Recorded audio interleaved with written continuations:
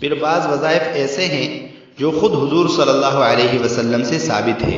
حضور صلی اللہ علیہ وسلم نے وہ وظائف کسی صحابی کو بتائے ہیں، یا جب کسی کو کوئی تکلیف ہو اور اس نے حضور صلی اللہ علیہ وسلم سے پوچھا ہو تو اس وقت حضور صلی اللہ علیہ وسلم نے اس کو کوئی وظیفہ یا کوئی نسخہ بتایا ہو، تو ایسے وظائف اور ایسے نسخے بہت نادر بھی ہوتے ہیں اور بہت مجرب بھی ہوتے ہیں۔ مجرب اس لیے ہوتے ہیں کہ حضور صلی اللہ علیہ وسلم سے خود ثابت ہے۔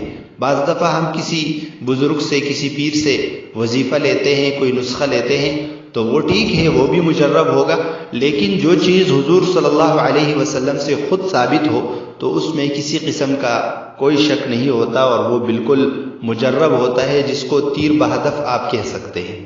تو اس طریقے کا ایک وظیفہ ہے درد کے لیے۔ ایک صحابی ہے عثمان ابی العاص الثقفی، انہ شکا الی رسول اللہ صلی اللہ علیہ وسلم وجعا یجدہ فی جسدہ۔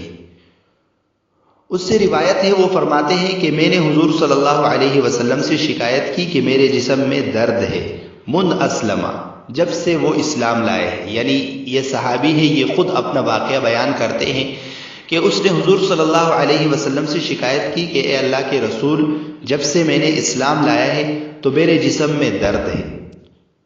فقال له رسول اللہ صلی اللہ علیہ وسلم ضع يدك على الذي تألم من جسدك۔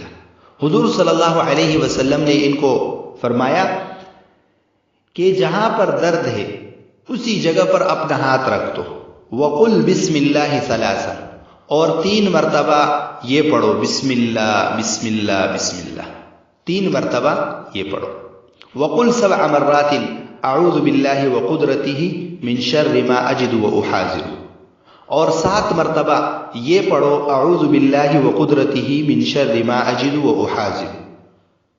تو یہ ایک ایسا وظیفہ ہے درد کے لیے جو حضور صلی اللہ علیہ وسلم سے خود ثابت ہے، اور حضور صلی اللہ علیہ وسلم نے ابو العاص ثقفی رضی اللہ عنہ کو خود یہ وظیفہ بتایا ہے۔ جب انہوں نے شکایت کی کہ میرے جسم میں درد ہے تو حضور صلی اللہ علیہ وسلم نے فرمایا کہ جس جگہ پر درد ہو وہاں پر ہاتھ رکھو، 3 مرتبہ بسم اللہ پڑھو، اور اس کے بعد 7 مرتبہ اعوذ باللہ وقدرتہ من شر ما اجد واحاذر، یہ دعا پڑھو۔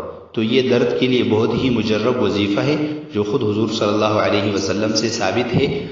جس پر انسان عمل کرے گا تو اس کو سنت کا ثواب بھی ملے گا اور انشاءاللہ فائدہ بھی ہوگا۔